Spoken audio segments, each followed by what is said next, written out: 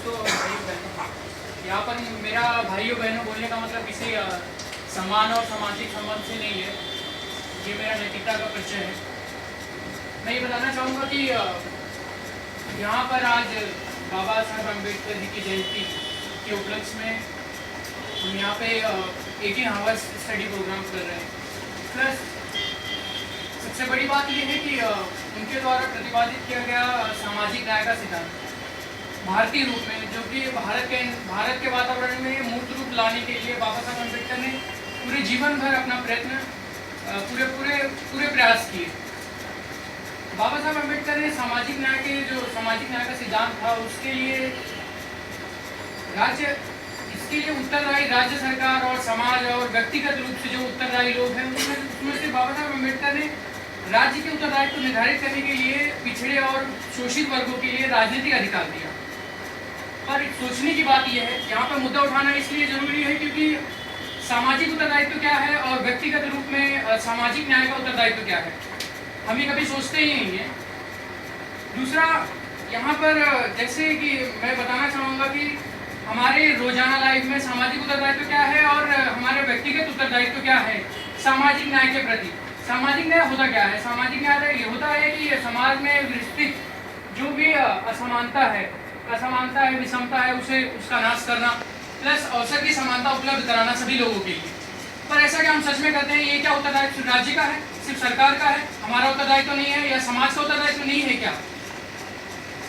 दूसरी बात यह है कि जैसे हम समाज में रहते हैं, समाज हमेशा पूछता रहता है राज्य को कि ये सरकार का उत्तरदायित्व है कि आरक्षण और विशेषाधिकार, ये अलग मुद्दा है डिस्कस करने का। सामाजिक उत्तरदायित्व में हम कभी भी सामाजिक न्याय करते ही नहीं है, क्योंकि हमेशा सोचते रहते हैं कि मतलब ये आरक्षण का विषय है और राज्य सरकार का विषय, हमारा विषय है ही नहीं। कुछ उदाहरण देना चाहूँगा, ये सिर्फ उदाहरण है, कोई विवादास्पद मुद्दा नहीं है, इसे कोई क्रिएट करने की जरूरत भी नहीं है। जैसे कि हम यहाँ पे सब लोग इकट्ठा हुए हैं और दिल्ली में रह रहे हैं, दिल्ली में पढ़ाई कर रहे हैं, और विद्यार्थी समाज है हमारा, जैसे कि लाइब्रेरी समाज है, यहाँ पे रूम रेंट वगैरह इतने हाई लेवल पे चले गए। क्या सामाजिक न्याय इससे सही हो पा रहा है?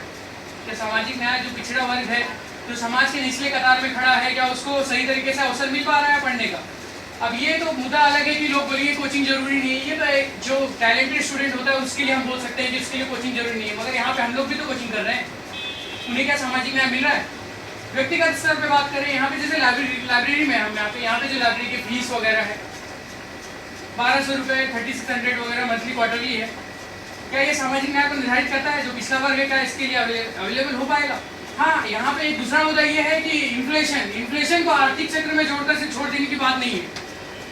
फिर सामाजिक न्याय किस बात का है? आप अगर इन्फ्लेशन को बोल देंगे कि ये सप्लाई एंड डिमांड का कोऑर्डिनेशन मैच नहीं हो पा रहा है, इस वजह से ये आर्थिक मुद्दा है, सोसाइटी में इस वजह से हम इससे सपोर्ट नहीं कर पाएंगे, तो सामाजिक न्याय को बनाने के लिए तो आर्थिक मुद्दों को तो हटाना, दरकिनार करना ही होगा, और हमें सही तरीके से सामाजिक न्याय न लाने के लिए इन आर्थिक चीज़ों को तो साइड में रखना ही होगा।